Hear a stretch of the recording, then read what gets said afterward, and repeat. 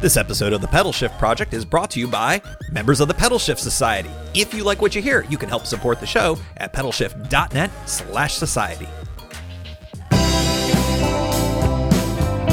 Greetings and welcome to another edition of the Pedalshift Project. The Pedalshift Project is a series of conversations, thoughts, and experiments around the bike touring lifestyle. From tips and tricks to ideas on how to ride your ride, let's shrink the world by bike. Show notes and more are available at pedalshift.net/151, and you can email the show, pedalshift@pedalshift.net, or call the voicemail hotline, 202-930-1109. You can check Pedalshift out on most of the socials as well. Hello, everybody, from the edge of the polar vortex in Washington, D.C. I'm Tim Mooney, and this is episode number 151 of the Pedalshift Project. Thanks so much for joining. I know so many of you are indoors right now for very good reason. If you are in the upper the upper Midwest of the United States, holy moly, it is cold. I mean, I cannot believe it. I've got a trip scheduled for Chicago in a few weeks, and wow, I'm really hoping it's not going to be like what it is right now there. If you are elsewhere in the world and you're not dealing with a polar vortex chill right now, that is probably good for you. Crazy weather lately. I just did some biking today. Just my usual kind of errand run for groceries and whatnot. And I was pretty layered up to be able to make it. And it was still kind of on the edge of comfort levels. So if you're out there biking through the winter, my hat is off to you. You are awesome. Hey, we've got a really packed show. I've got a lot of things to sort of say thank you for. I've got a lot of things to tell you what's coming. There's even more things than where we last left or when we last left. First things first, I want to say big thank you, big shout outs to everybody who came out for Miles of Portraits, the events in both Northern Virginia at Tyson's and in DC last week. It was a ton of fun to meet listeners in real life, share stories. It's the kind of thing that I would like to do more of. In fact, I'm hoping to do more in 2019. I'm trying to cook up, and I've got, I think, a pretty good idea going on for one that's going to be happening sort of late spring, early summer, depending on what you count as spring. So more on that when it becomes less of a half-baked idea. You could always check out upcoming events at the brand spanking new events page at, perhaps not shockingly, pedalshift.net/events. Go check that out there. There's always all the things that are upcoming are going to be there at pedalshift.net/events. Here's just a few of them now that we've got the Miles of Portrait stuff in the rear view. By the way, they're going to be doing more events. I believe as this pod drops, they'll have already done their final ones on the East Coast. But Annalisa and Eric are cooking up a West Coast bunch of possibilities that are going to be happening a little bit later in the year. I'll make sure I mention that as we go along. But for here on the Pedalshift Project, we've got a bunch of things coming up. As you all know, we got the Cross Florida tour, which is going to be coming up. I'm rolling my own route. Literally, as I said here, I'm a week away, basically, from getting started. Temperatures look like they're going to be in the upper 70s and low 80s, which sounds pretty good to me right now. This is the preview episode, so you'll hear much more about that. And we've got meetups and live shows that are coming up as well. We've got the Cross Florida Orlando meetup. That's going to be on Saturday, February 9th at a spot in Barley Row. That's going to be announced, and the time will be announced. If you want to meet up, it will be made kind of public, but it's always good to get a bit of a head count. Pedalshift.net/Orlando. Shoot me your info, and I will make sure that you're on the email list so that everybody's got the latest and greatest info. Looks like probably within a couple of days of this show going live, we'll nail down the time and the date. And, well, the date's already nailed down, but the time and the locale. So pedalshift.net/Orlando for that. If you are in Florida or you want to go to Florida, I would recommend it. I'm doing it. Pedalshift Live is going to be Friday, February 22nd at 9 p.m. Eastern Time. It'll be the wrap-up show for the Cross Florida Tour. Takeaways, a whole lot more, the usual spiel, except it's going to be part of the live show. It'll end up being the podcast the following week, so if you can't make it to the live show, that's cool, no worries. Also, on top of that, we're going to be doing the AMA, the Ask Me Anything section as well. I've already had a few people email in questions in advance. That's awesome. You can do it anytime. You can do it now if you want. You can do it the day of, whatever works for you. If you're live in the chat room, which I would encourage you to do, you can ask me questions there as well. But if you can't make it or you prefer to do it by email, pedalshift@pedalshift.net. So that's going to be a lot of fun.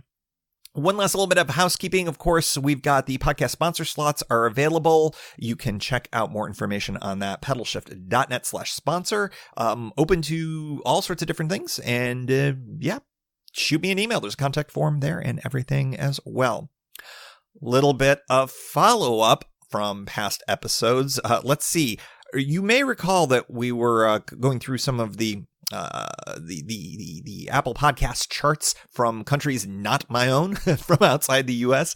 And there were folks from Australia, there were folks from the UK, there were folks, all sorts of things that I finally was able to see reviews from other countries. So Andy from Orange, I read his 5-star review, as I am wont to do. And Andy actually emailed in and said, hey, he still listens.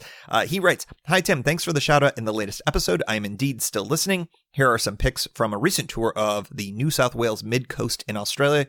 Keep up the good work, Andrew/Andy from Orange." That was really great, and the pictures were really awesome. I need to get down there one of these days. I would love to. I guess this is less follow-up and more new news, but this is kind of a big deal, and I know many of you saw this because they've been rolling this out. Who is they? Well, this is the Rails to Trails Conservancy, and they have put out a pretty bold plan. It's called the Great American Rail Trail, and they're looking at 4,000 miles of cycling car-free. And so it's a project that would link up existing trails. They're calling them gateway trails, the first ones that they've listed out. And it just so happens that they've created a nice little pathway across the United States, starting from right here where I sit in Washington, D.C., stretching all the way across the country to just outside of Seattle. But I suspect when they get this thing all figured out, it will stretch from sea to shining sea, DC to Seattle, which would be really, really amazing. Just imagine traffic-free cross-country the entire way. You can check it out. I've got a link in the show notes. It's railstotrails.org/great-american-rail-trail. I think they actually have a URL for this, but go to the show notes, pedalshift.net/151, and you can check it all out. It's a pretty bold initiative. This is such a big deal that we're going to be skipping the best of that I would normally have, the best of show when I do a back episode, basically. I do those usually at the top of the month. I'm going to skip that this month because I've actually, I got in touch with the folks over at the Rails to Trails Conservancy, and they're here in DC, believe it or not. And I'm scheduled to have an interview with Kevin Mills, who is the Senior VP of Policy at the RTC. I'm really excited to chat with him about this. He's very knowledgeable about the entire idea behind all of this. And that's kind of what it is at this point. It's an idea. Now, the infrastructure is there. They say in the press release that they put out, and by the way, you can read that on their website, that 50% of the route is already sort of laid down by these gateway trails. And that's a pretty big deal. So they're talking about 2,000 miles of the roughly 4,000. So all they need to do is basically kind of link these things together. And if you look at the trails that they've got, it's kind of exciting because you can see some other trails that are in between there that haven't been announced as part of these gateway trails. So look for the chat with Kevin Mills next week in your feed. Super exciting stuff. I'm really looking forward to learning more about this initiative because, it is a bold sort of moonshot kind of thing. But, that's how these things get started, with bold moonshot ideas. So we'll learn more about it in next week's episode, number 152. All right, this episode, we are going to be opening up the journal, and the journal is the part of the show where I talk about bicycle tours, whether they're yours or, in this case, mine. And that is the preview for the Cross Florida Bike Tour. XFL is what some folks call it. I'll spell it XFL. I'll say Cross Florida, I think, in any event. I'm really, really excited about this, not the least of which is to get a winter touring, which I've never really had an opportunity to do. Maybe kind of meteorologically, I did last year. Was it still technically winter, or had it been spring by that point in March? I'm not going to look at the calendar for that. Point is that, I don't usually get to do a bike tour in the month of February, but I am this year. And I think that Florida was a natural spot for it. I looked at the possibility of going to Texas and a few other things, and I've talked about this on the show. But really, Florida is a natural spot. It has, as a state, the bones to be a superior bike touring state, and I'm taking advantage of as many of them as I can. It's a really interesting kind of setup down there because you hear conflicting things. And I've talked about this on the show about Florida, and frankly, the southern U.S. as well sort of has a little bit of a reputation that in some areas it's really good, in some areas it's really not so good. I am feeling more confident based on my research and folks I've talked to, that drivers on the secondary roads, which I'm mostly going to be on during this trip, are used to seeing people on bikes. Now, are they used to seeing people on little clown bikes that are orange? Who knows? We'll have to see. The state has a really good website that marks the traffic volumes, and a lot of different states have these. A lot of their departments of transportations across the U.S. have these. I've been able to take a look at that, and I've made some route adjustments either on on roads that have better bike infrastructure or lower traffic roads that are long and straight, even where there aren't shoulders to speak of. And that's going to be coming in as I talk about the route that I'm going to be going on. And I really want to give a shout out to Greg from Michigan. And yes, you may recall I talk about the Michigan guys a lot. These are the two guys that I met on the Katy Trail. Greg is one of them. And he actually gave me the information about the DOT site for Florida, which really was helpful for not changing my route so much, but confirming that it was a good one. So thanks for your thoughts, and thanks for that DOT map, Greg. He's got some cool tours coming up as well, he tells me. I've got a link in the show notes for that daily traffic usage map. It is a really so many Department of Transportation maps and URLs are. This is a long one, so I'm just going to have that link in the show notes for you if you are interested in planning a Florida trip of your own, because it is pretty detailed and pretty helpful there. I also wanted to give a shout to Robert in Titusville, who, Titusville, if you're not familiar, is on the Space Coast. And, obviously he bikes in the area, and he very nicely, I might say, questioned my sanity, I think, a little bit, going, hey, you know that there's basically a coast-to-coast trail that goes through Central Florida. Why aren't you taking that? And I think that the answer is sort of, there's a long version and a short version. I'll try to give the short version of this. A lot of it had to do with the order of how this trip came to be, the bike that I chose, and the fact that this eventually ended up becoming more of a point-to-point stay in hotels or Airbnbs type of a trip rather than a camping adventure. I think if I had started from scratch and I was looking at this more as a full-on, fully loaded touring ride with the Safari, with my larger, kind of more formal touring bike, I may have considered that.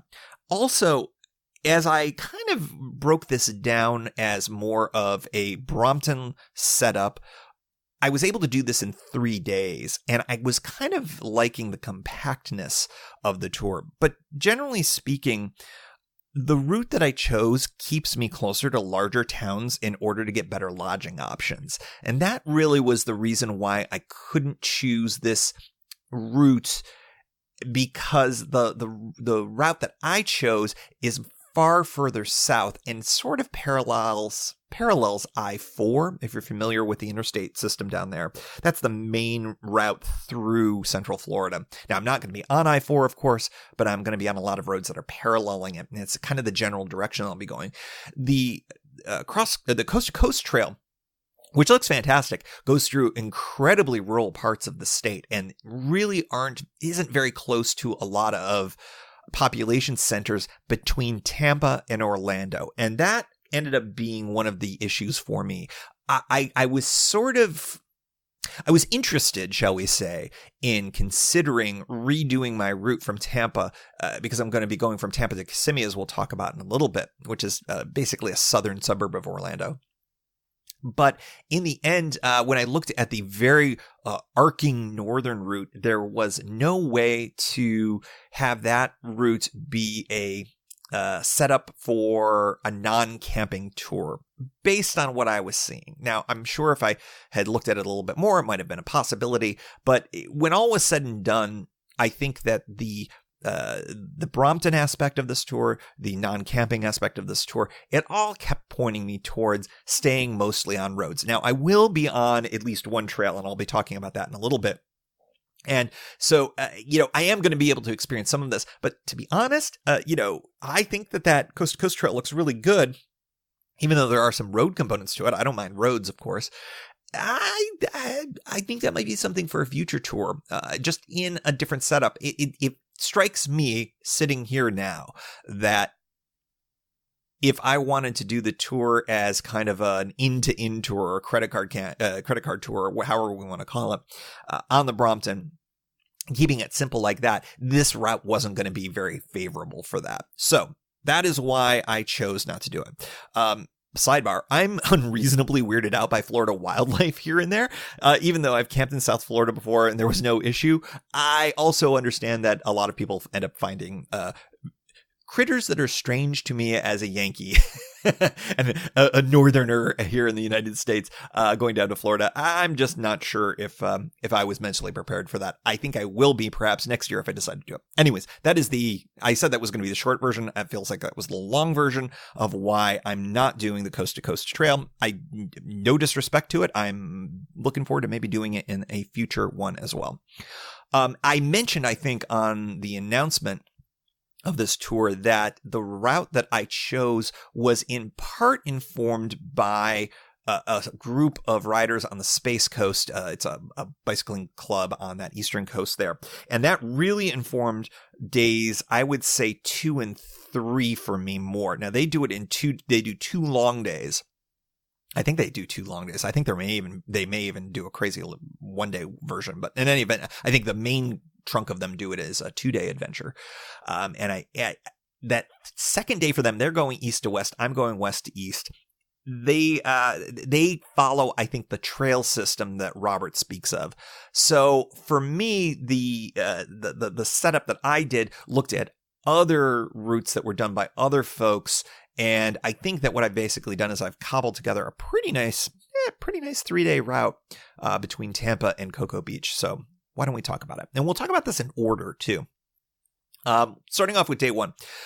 I'll be flying in first thing in the morning. I am not a morning person, as you all know, and I am not looking forward to getting up at 0:30, but I will, and I will have all of my stuff pulled together, and I will be taking a Lyft or rideshare to the airport here in DC. I talked about this on the past show about riding your bike to the airport. Just too early in the morning, just too many moving parts for me to do it, especially with a flight that leaves, I believe it leaves at 7 a.m. So I'd like to get there at 6 a.m. and all of the various planning things that I do.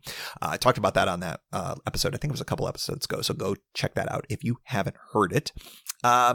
I am going to be flying down there. It is a direct flight. I think I mentioned this, I'm going to be flying Southwest Airlines, which is sort of if I'm flying with the Brompton, it's 1A and 1B between them and Alaska. In fact, if you're a Brompton person in the States, most Brompton folks tend to prefer Southwest Airlines. And I can't quibble with that. I think that the best way to do Southwest with a Brompton, if you're intending to bring it in and putting it over in the overhead component, or overhead carrier, I should say, is to get the early bird boarding, which I did. It costs you extra, but then I don't have to stress about it. I know I'm going to be in the A group. If you're not familiar with Southwest Airlines, they're different.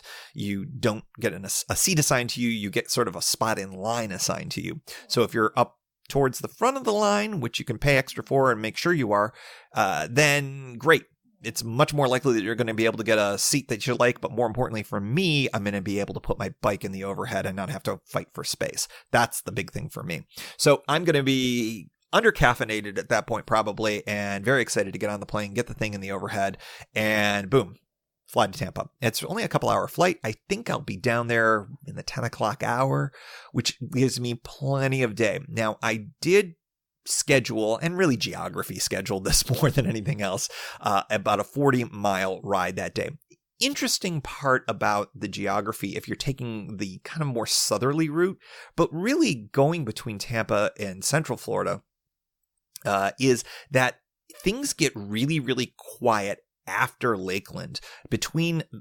And look at a map for where Lakeland is. It's about 40 miles east of Tampa.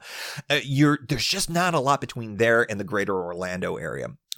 From a biking distance perspective. So it would have been an incredibly long day to get towards the outer bands of Orlando, or I do a shorter day and go to Lakeland. And since, I'm not exactly, last time I've done any bike touring riding of note really was several months ago, probably a good idea that it's a shorter day, about 40 miles or so. So I'm going to be taking a lift from the airport because the Tampa airport just looks really complicated to bike out of. If you're down in that area and know otherwise, let me know. But it looks a little highway-y, to use a word that does not exist in the English language.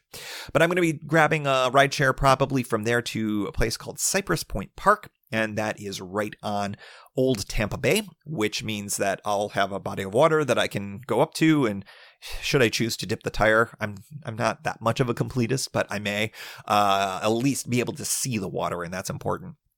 And that'll be the beginning. And it's about a 40-mile ride to the city. I guess we'll call it a city of Lakeland, Florida. Looks like a really nice place. I've never been there before. I've got an Airbnb there. Super excited about that. And yeah, it should not be a very difficult ride. I think that the nice thing about Google Maps is that I've been able to eyeball my route out of the city of Tampa, and I found where there are some kind of, I don't want to say dodgier, but more complicated interchanges that I have to deal with. Going underneath some of the large freeway overpasses can sometimes be a little bit difficult, but for the most part, I'll say that area is pretty good in terms of bike lanes and sidewalks, even if it's a bit of a maze. Getting out of town is not a big deal. I've got everything in my Ride with GPS mapping system, and I'll share that route, I think, more after the fact when I do the podcasts that are a part of this tour, that basically Tour Journals Volume 13.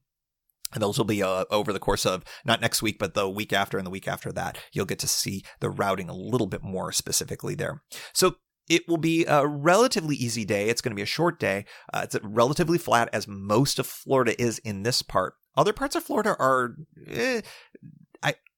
sneaky hilly is basically how I would say it. My route, pretty flat. That doesn't mean that I won't be pedaling a lot, obviously. I will be, but it'll be no shakes, no Big Sur type of hills that I'll have to be tackling on this. So there I am in Lakeland, Florida. I get to have a nice sleep. I've already kind of scoped out a few places where I'm probably going to eat, and it should be a pretty good way to kick off the day. I'll probably get up as early as possible on day 2. Number 1, I don't think it's going to be very chilly in the morning. Now, by Floridian standards, they may consider it a little bit chilly. It'll probably be in the 50s.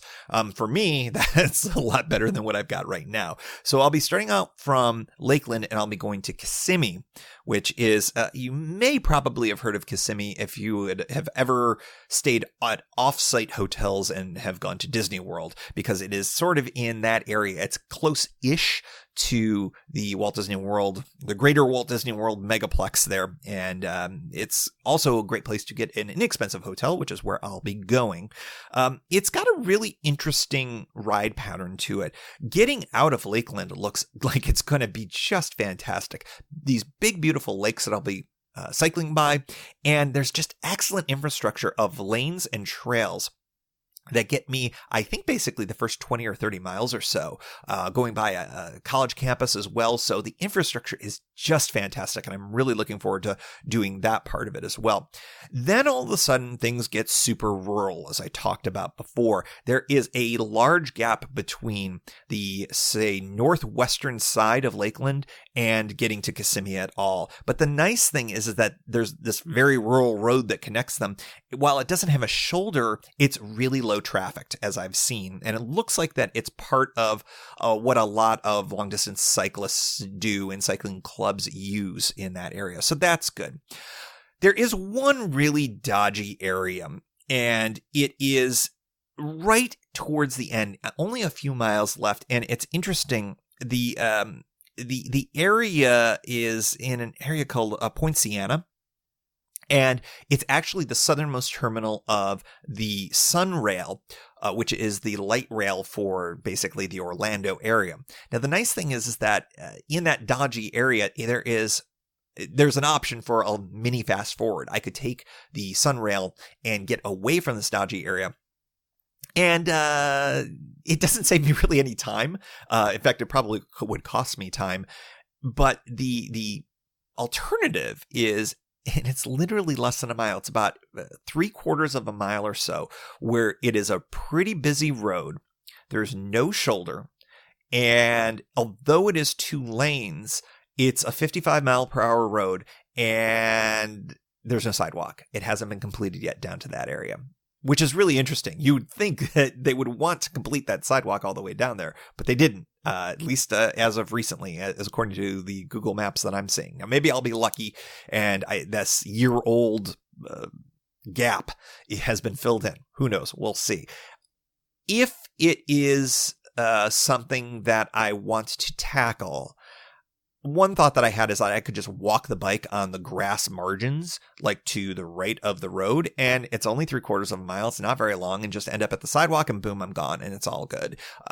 It would be obviously slower, but if things are timed right and I want to take the light rail, maybe that's an option for me too. We'll see how that all ends up going.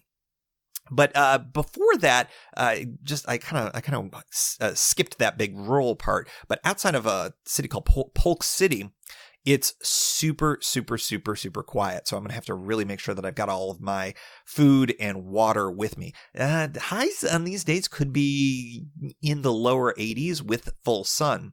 So I need to be prepared. This is going to be really interesting because it's a lot of road riding with very few amenities on the way. So preparation is going to be really key on day 2. And as we'll talk about a little bit more in day 3 as well. So I think that day 2 starts off with a bang. It starts off with great infrastructure and really fun looking ride. Then it gets super rural and I'll need to be really prepared for water, hydration, etc. And then it's right at the end, right on the outskirts of Kissimmee, where things could get a little bit, okay, how do I feel about this road? How do I feel about the traffic? What's going on right now? And I've got a few options and I'll play it by ear. And of course, you'll hear about it on the tour journal as well. So that night, I'm hoping to maybe enjoy a little bit of what the Orlando area has to offer. I may or may not go to some Disney property. It could possibly be there. It really just depends on what time I get there and how I'm feeling.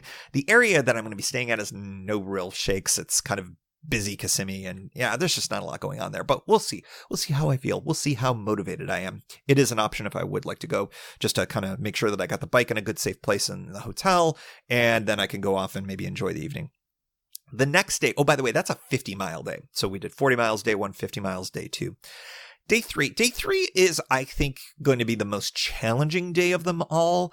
Not necessarily because the bicycling is all that difficult. It's just that it's the longest day. And I may run into a little bit of weather based on some forecasts that are coming out. It may be the chilliest day. I'll throw some scare quotes around that. It's probably only going to be in the 60s. Of course, we're a week out, so all of this is subject to change. We'll see. But that might be the day that I'll need to pack my raincoat for. So we'll see how that goes. I'm going to be going from Kissimmee all the way to Cocoa Beach. The Kissimmee area is not nearly as good as the Lakeland area from what I can tell in terms of infrastructure. So there's a lot of sidewalks, though. I'll be doing a lot of sidewalk riding, it seems like, in some of the areas. But all of the sudden, once you get through the town to the immediate east of there, which is St. Cloud, they're often kind of paired together. They're sort of like twin cities, for lack of a better, at least their marketing strikes me as that.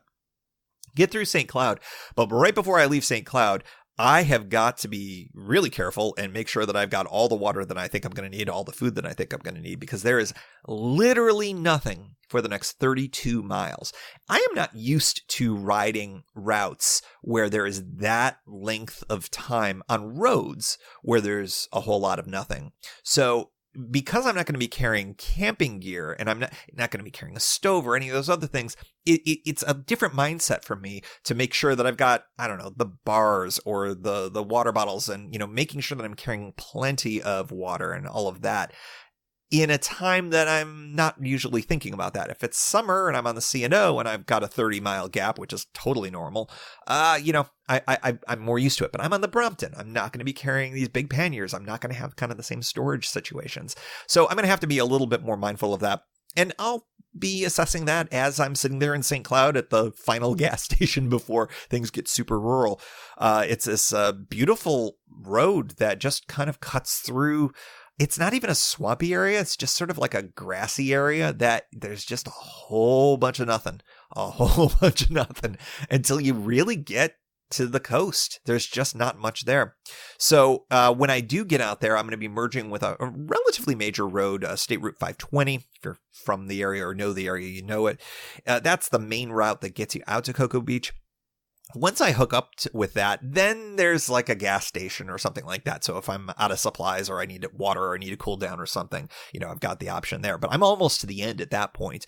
The 520 is busy, but it's got a really nice wide shoulder, which is great. There is a bridge that goes over, basically, I think it's the Indian River, which is the first body of water that you'll be going through. It's basically the East Coast Intercoastal route, if you're a boater at all. Then you may have heard of that. So anyways, it's a series of bridges that basically kind of hop you over to, I think, Merritt Island. There's causeways, and all of a sudden the causeways have both bike lanes and sidewalks. They're meant for bikers to be on. People do it all the time. So infrastructure comes up really, really good at the end of my day there. And then literally I will be turning off of the route almost immediately upon landing in Cocoa Beach, because I'm going to be staying at the marina there. I've got an Airbnb I'm staying on a boat. So that should be pretty cool. I'm excited about that. And then, Cocoa Beach has got a whole bunch of different things. It's got the Ron John Surf Shop. It's a super famous surf shop.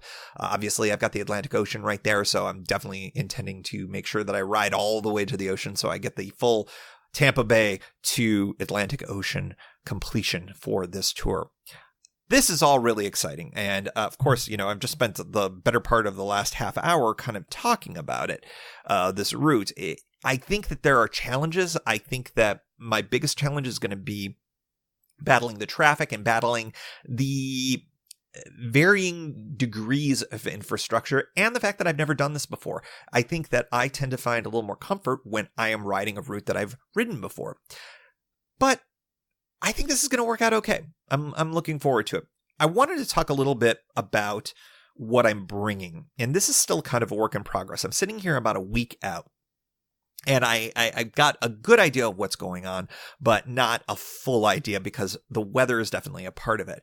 Right now in Florida, as I'm sitting in the polar vortex up north, it's much cooler. I would have to bring an entirely different set of clothing gear to be able to cycle through what Florida is throwing at people right now. Next week, it doesn't look like it's going to be that bad. So I'm going to be going with the concept of what the weather forecasts are going to be, that it's going to be dry mostly, and with lows in the mid to upper 50s and highs for at least a couple of days in the low 80s. So I need to be prepared for cool weather and then warm to almost hot weather, especially with the sun exposure. So I'm going to be bringing a set of clothes that I'm going to call town clothes, basically. I'm going to have a pair of jeans. I'm going to have basically something that looks normal, well, at least by my standards, for walking around town. That's going to end up in the pannier on the front. I'm also going to be bringing 2 sets of pants that will be going along with me. One is a waterproof set of black pants, and then the other is a set of convertible pants that gives me a shorts option. It's probably overpacking. That's 3 bottom layers that I would be having, but they give me 3 different ways of, well, really 4, of kind of existing. I may or may not do all of these, but at this point, when I do my full pack, I'm going to have all of this together. If I can pack everything in there and it feels comfortable, I'm going to go with that. I'm going to have a long sleeve top and a short sleeve top. My merino wool sweater, a puffy vest for the mornings probably, because I think at least a few of the mornings are going to be a little bit on the chilly side. The rain jacket, because it does look like I need to be prepared for at least some showers. Arm shades for working with the short sleeve top, because there are going to be some full sun days in the 80s at times. Got to be ready for that. Hat, helmet, of course. Couple of pairs of socks. I'm going to be bringing a set of trail shoes that I just got over the holidays that I'm really, really happy with. They're very comfortable. They're really good for bicycling in. I've been doing it over the winter like that. Of course, going to be bringing the underwear. Don't want to go commando on this trip. Probably about 3 pairs of those. Bandanas, my usual. Now we're getting to kind of the usual stuff. And bike lights, although I don't intend to ride in the dark. I got to be prepared for it. It's winter, and you just never know if I get a flat or something like that. I may run out of daylight, so got to have that just for a safety perspective. In terms of how I'm going to be transporting everything, I'm going to be using the large duffel for the clothes and non-bike things. That's going to get checked. So everything will go in there, including the pannier. I'm going to bring a collapsible grocery bag because I think I'm going to bring my laptop with me just to have. That'll come on the plane with me along with the bike, of course.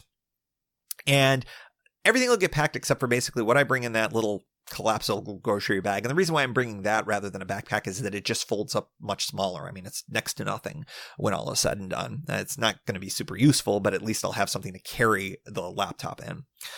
So I'll have stealth mode for the Brompton. We have talked about this before. I've got a cover for it so that basically I can kind of just roll it through with the cover on it. It's, I've talked about getting the bike through security before. I'll talk much more about it, of course, in the tour journal because it's a major part of really moving things around. So that's basically the bag situation that I'll have. I'm going to be bringing one battery with me. I'm going to be able to plug in every night. So I don't think I need anything really burly. I'll bring my chargers, my iPhone. And like I said, I'm probably going to bring my laptop. Again, I'm going to have everything out. And if I can't reasonably carry all of this in the one Ortlieb back roller that hangs on the front luggage rack, which you've all seen. Hopefully you've gone to the YouTube and seen the videos of how I do the Brompton these days. If I can't fit it, I won't bring it because that's the one thing that can be jettisoned, but it'll be nice to have and can give me some opportunities to do some work in the evenings as necessary. So I feel like that was a giant brain dump of everything that I've kind of got planned. I feel like that this route is pretty much set in stone. There's a couple of aberration possibilities depending on traffic situations and whatnot, but I don't think I'm going to deviate from this plan. I think this is fairly locked in. Of course, I've got my iPhone with me and very likely would have a signal almost anywhere that I would go. Some of the really rural areas, maybe it'd be a bit dodgy to get a cell phone signal, but it's so flat in this part of Florida that I would think that a cell phone tower, even miles and miles away, would have a direct line of sight signal. So I may have a weak signal, but I expect to have a signal the whole way. So if something goes south for me, I can figure stuff out. I'm not too concerned about that. Yeah, and then then once I'm done with the tour, well, we've got the meetup. I've talked about that. Make sure if you're interested and you're in Florida, especially the Orlando area, pedalshift.net/Orlando, going to be looking to hang out in the Barley Row area north of downtown Orlando. More details on that would be coming from me if you sign up for it. I'll also put that up on the website at pedalshift.net/events once we got it all nailed down too. I don't know. I'm kind of excited about it. I'm excited. I'm going to be I should mention, just to kind of put a final coda on all of this, I'm going to rent a car from Cocoa Beach so that I've got that basically for the next day. And the only reason why I'm doing that rather than using transit is that it gives me more flexibility for A, getting from Cocoa Beach back to Orlando, B, getting to where I need to go to for the meetup, and C, a ride to the airport. When you add up all of these things separately and do it with, rideshare or with, any of a variety of different things, it's way more expensive to do a non-car rental option. I think that's a backwards way of saying it. It's much cheaper for me to rent a car one way from Cocoa Beach to Orlando Airport. So that is what I'm going to be doing. So that will make my Saturday all the much easier. That's my final day in Florida. Really excited to do the meetup and everything there. So that's it. That is the Cross Florida tour. I noticed that I cross a lot of states by bicycle, and this was never necessarily a thing, but New York State I've largely crossed by bicycle. I'm missing a little piece there, but I would like to complete that at some point with the Erie Canal route. I crossed the Kitty Trail, Missouri, crossed it by bicycle. I'll be crossing, granted, a skinny part, but I'm crossing the state of Florida. So these are the types of fun things that are possible by bicycle, and I'm looking for other opportunities for that down the line as well. There's a couple of other trails that have caught my eye for crossing states. So yeah, I might be looking towards that for a future as well. In any event, I'm really excited, as always, to take you along for the ride. Pedalshift Tour Journals Volume 13. Boy, you would think that I would know these things off the top of my head. Pedalshift Tour Journals Volume 13 Cross Florida will kick off in 2 weeks. It will be the first 2 episodes of February. And then, of course, as I mentioned before, we'll be doing the live wrap-up show on the 22nd, which will end up being rebroadcast as a podcast the following week. Lots of great things coming from this tour. I'm really excited to take you along as always. So one more thing, if you would like to follow along sort of in real time, I will be doing the usual social media barrage. It's probably going to centerpiece around Instagram. So if you're not following Pedalshift on Instagram, I invite you to do that now. And I'll be doing maybe some stories, some tweets, and some Facebook stuff. A lot of that ends up getting fed out of Instagram anyways, but every once in a while I get chatty, especially if I have a beer or two on Twitter, so you may want to follow along for that. Okay, so that is it. Looking forward to sharing more of the Cross Florida Tour with you. As always, we like to close out the show with a special shout out to the Pedalshift Society. Because of support from listeners like you, Pedalshift is a weekly bicycle touring podcast with a global community, expanding into live shows and covering new tours like my upcoming XFL trip this winter. If you like what you hear, you can support the show for $5, $2, or even $1 a month. And there's one-shot and annual options if you're not into the small monthly thing. Check it all out at pedalshift.net/society. On to the society. Kimberly Wilson, Caleb Jenkinson, Cameron Lane, Andrew McGregor, Michael Hart, Keith Nagel, Brock Dittis, Thomas Skadow, Marco Loeb, Terrence Manson, Noah Schroer, Harry Telgadas, Chris Barron, Mark Van Ram, Brad Hipwell, Stuart Buchan, Todd Stutz, Mr. T, Nathan Poulton, Roxy Arning, Stephen Dickerson, Vince LaGreco, Paul Culbertson, Scott Culbertson, Cody Florchinger, Tom Beninati, Greg Braithwaite, John Mayer, Richard Patch, Mark Messer, Jeff Muster, Seth Pollock, Dave Roll, Joseph Quinn, Susan Brewster, Drew Porter, Byron Patterson, Joachim Robber, Ray Jackson, Jeff Fry, Kenny Mikey, Lisa Hart, John Denkler, and new to the society, Steve Hankel, and thanks also to all past and anonymous contributors for making the show happen. Thank you for joining. You can find Pedalshift at pedalshift.net for more great bicycle touring content. You can hear the Pedalshift project through Apple Podcasts or your favorite podcast app. Opening music courtesy of Jason Kent off his self-titled album. The track is called America. Check out his band Sunfield's latest release, Mono Mono, wherever cool music is available.